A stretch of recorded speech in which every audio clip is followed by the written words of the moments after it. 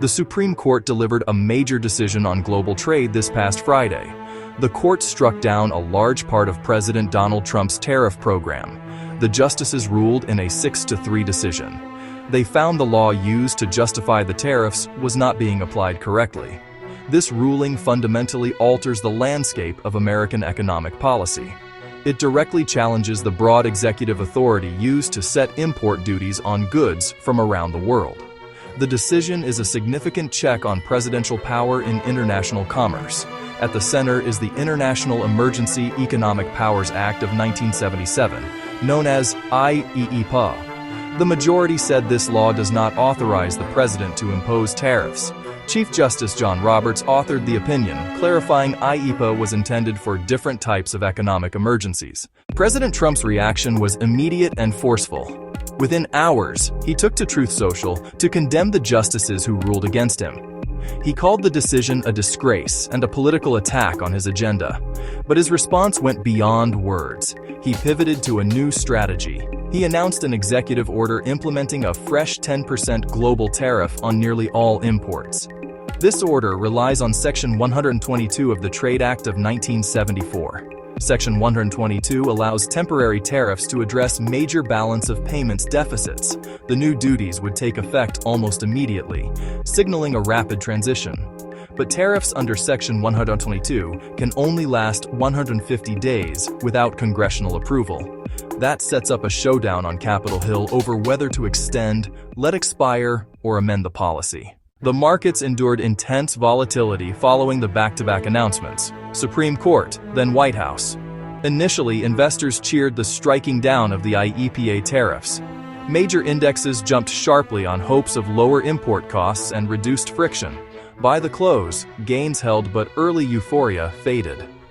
The Dow rose about 230 points, the S&P nearly 0.7%, and the Nasdaq almost 1%.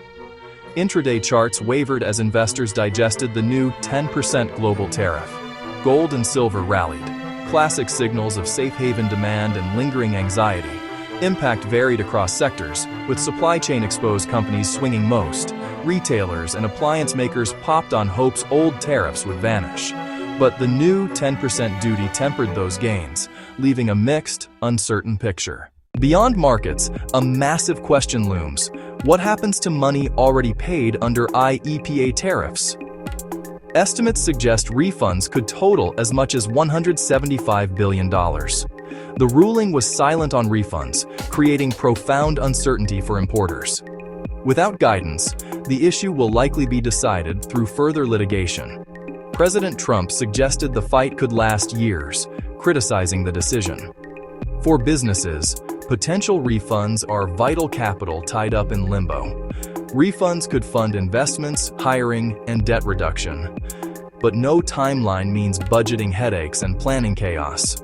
Processing potential refunds at scale would be a monumental administrative task. With unclear precedent and huge sums, the stakes are extraordinarily high. Business groups responded with a mix of relief and apprehension. The National Retail Federation welcomed the decision as clarity for manufacturers and supply chains. They stressed the need for clear, consistent trade policy to support growth. Analysts warned that predictability might be a pipe dream. They expected the administration to find other avenues to impose tariffs. The European Union said it is carefully analyzing the ruling and remains in close contact with the U.S. officials, adopted a wait-and-see approach to long-term trade effects. Canada's Dominic LeBlanc said the ruling reinforces Canada's view that IEEPA tariffs were unjustified. Partners welcomed the ruling, but noted friction remains. The new tariffs mean trade tensions with the U.S. are far from over. Treasury moved quickly to reassure that tariff revenue would not fall. Treasury Secretary Scott Bessent pledged to use other laws to replace IEEPA revenue.